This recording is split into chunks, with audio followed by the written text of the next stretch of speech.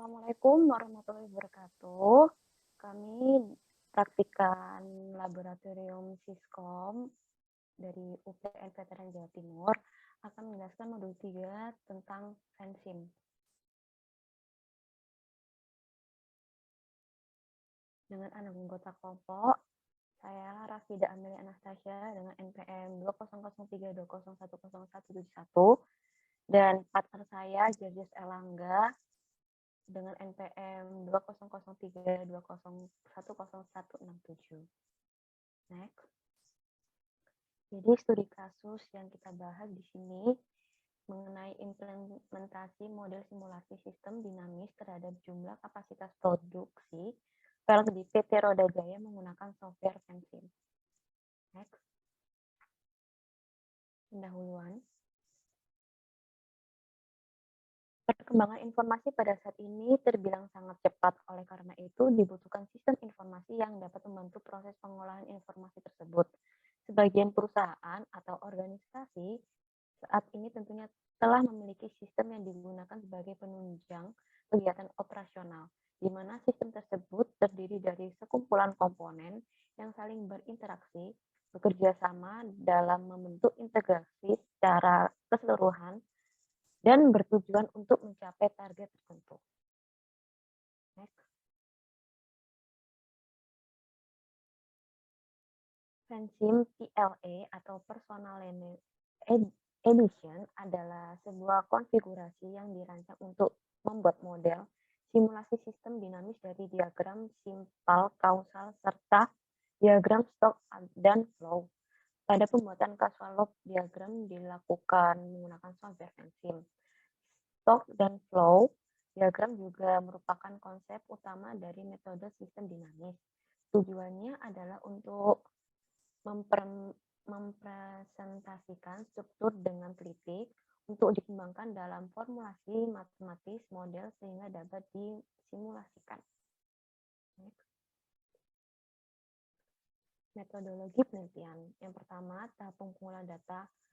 Pengumpulan data adalah proses riset di mana peneliti menerapkan metode ilmiah dalam mengumpulkan data secara sistematis untuk dianalisa atau cara yang dilakukan oleh peneliti untuk bisa mengumpulkan data yang terkait dengan permasalahan dari penelitian yang diambilnya.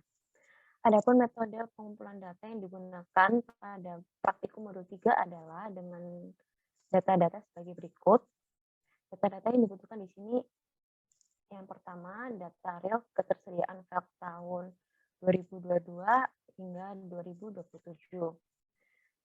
Pada tabel real pada tahun 2022 terdapat 1.550, tahun 2023 terdapat 400, tahun 2024 terdapat min 1.200, tahun 2025 terdapat min 3.150, tahun 2026 terdapat min 5.700, dan tahun 2027 terdapat min 825. Maaf, 8.275. Next. Causal loop diagram. Di sini terdapat produksi velg yang mempengaruhi. Di sini ada jumlah mesin manufaktur, ketersediaan bahan baku, kapasitas produksi, serta tingkat permintaan. Kemudian ada stok velg, itu mempengaruhi distribusi produk dan dipengaruhi oleh jumlah permintaan. Next. Tahap pengolahan data. Berikut ini adalah langkah-langkah penyelesaian masalah pada modul 3. Yang pertama mulai, kemudian ada studi pustaka dan studi lapangan. Kemudian perumusan masalah, kemudian penetapan batasan masalah dan tujuan penelitian, kemudian pengumpulan data. Di sini data real ketersediaan velg tahun 2022 hingga 2027, kemudian pengolahan data, kemudian verifikasi, kemudian validasi, kemudian balik itu tidak atau iya, kemudian hasil dan pembahasan, kemudian kesimpulan dan saran, dan yang terakhir selesai. Next. Oke, untuk selanjutnya di sini saya akan menjelaskan dari hasil dan pembahasan pada penelitian kali ini. Yang pertama, ada verifikasi dan validasi, di mana terlihat di verifikasi apakah terjadi error atau tidak. Bila modelnya yang ada terjadi error, maka logika dari simulasi yang dibuat belum sepenuhnya benar. Model yang mengalami error harus mengulang pembuatan model awal simulasi. Adapun hasil running dari model yang telah dibuat pada 3 area distribusi tersebut menunjukkan pada gambar di samping dan terlihat bahwa model tersebut bebas dari error sehingga model telah memenuhi tahap verifikasi sebagai berikut. Selanjutnya, validasi dilakukan secara statistik dengan membandingkan data empiris sistem nyata dengan output simulasi model. Variabel yang akan diuji validasinya adalah variabel order rate. Berikut juga disamping ini validasi model pada pensim, di mana terdapat perbandingan data real dan juga data simulasi. Kemudian berikut ini perhitungan dari persen error dari data empiris dan data output simulasi, di mana satu dihitung dari rata-rata data simulasi dikurangi dengan rata-rata data data asli dibagi dengan rata-rata data asli, di mana hasil perhitungan tersebut yaitu sebesar 0,03 yang diubah menjadi 1% menjadi sebesar 3%.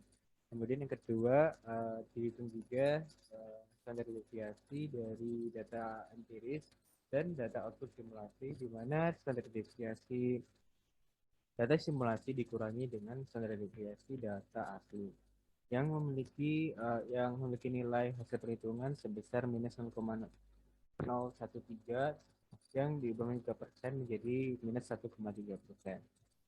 Berikut juga ada struktur diagram dari model ketersediaan velg dengan software pensil, di mana persentase peningkatan semakin besar persentase peningkatan, maka semakin besar juga peningkatan permintaan. Begitu juga dengan persentase penurunan. Kemudian pada ketersediaan velg dipengaruhi dari produksi velg, yang dimana produksi velg dipengaruhi oleh kapasitas produk.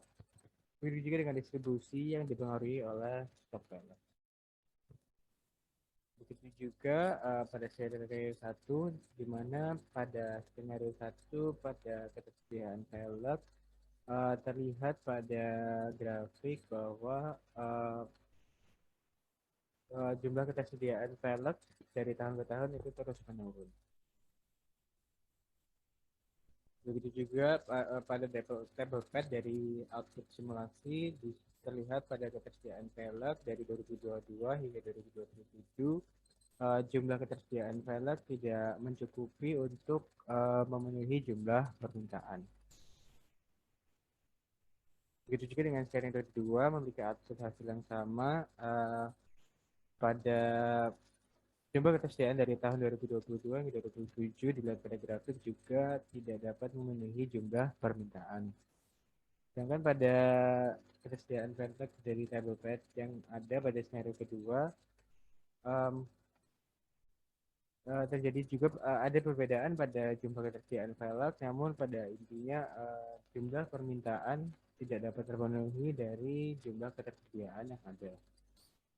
Selanjutnya pada skenario ketiga, pada grafik juga masih sama, yaitu terlihat jumlah permintaan tidak dapat dipenuhi dengan ketersediaan velg yang ada.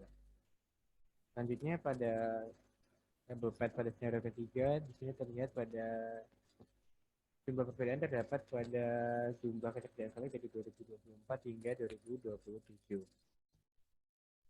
Dan yang terakhir pada skenario keempat, di sini jumlah ketersediaan velg masih tidak dapat memenuhi jumlah permintaan, di mana pada skenario keempat ini terjadi perubahan pada kapasitas produk yang ditingkatkan, namun masih belum dapat memenuhi kapasitas ketersediaan velg. Yang selanjutnya pada tabel ini dijelaskan bahwa terdapat perbedaan dari ketersediaan velg pada tahun 2023 hingga 2027. Output pada simulasi pensim ini dimulai dari tahun 2022 sampai tahun 2027, Pada tahun 2027, ketersediaan bahan baku velg pada skenario 1 sebanyak 8.200 set, skenario kedua sebanyak minus 5.200 set, skenario ketiga sebanyak minus 10.200 set, dan skenario keempat sebanyak minus 6.200 set.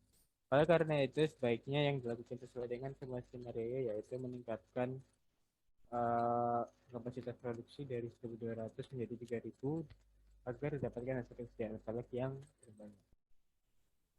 Adapun kesimpulan dari penelitian kali ini, berdasarkan data hasil penelitian yang diperoleh, dapat dilihat bahwa penggunaan software benzin pada sistem produksi velg pada PT Jaya memudahkan dalam mengolah data untuk menentukan minimal replikasi yang dibutuhkan dalam simulasi produksi velg. Dalam uji pada software benzin didapatkan hasil ketersediaan velg yang pada setiap tahunnya, dimulai dari tahun 2002 hingga 2023.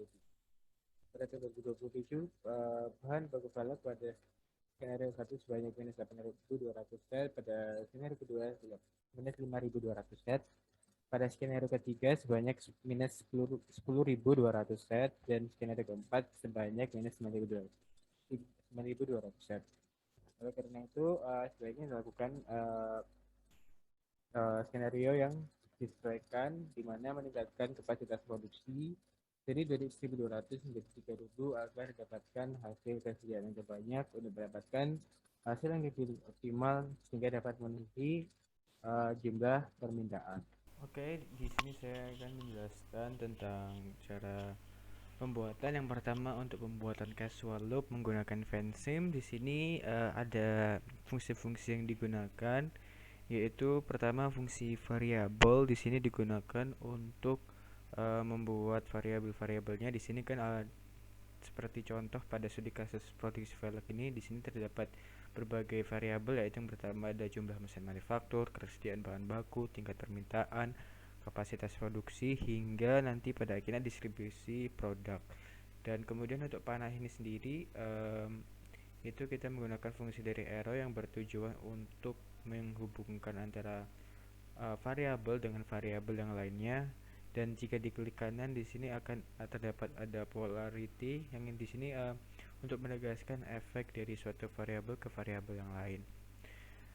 Oke, dan selanjutnya saya akan menjelaskan tentang stock flow diagram. Oke, yang di sini terdapat stock flow diagram. Di sini fungsi yang digunakan yaitu ada level, kemudian ada rate, variable, dan juga arrow. Cara pembuatannya kurang lebih sama. Kemudian untuk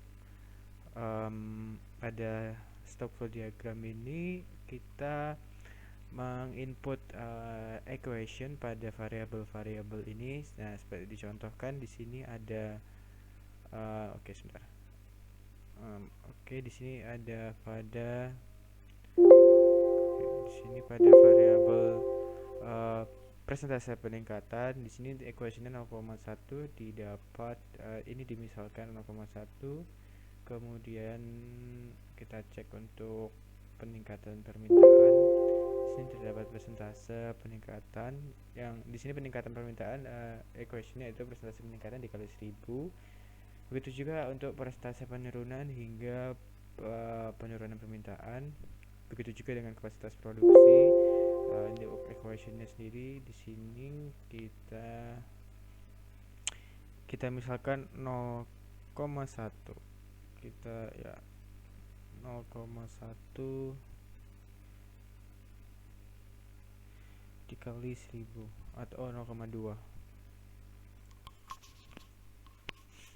Nah, kita misalnya udah. Kemudian selanjutnya kita tinggal simulate bentuk program ini untuk dilihat hasil dari outputnya.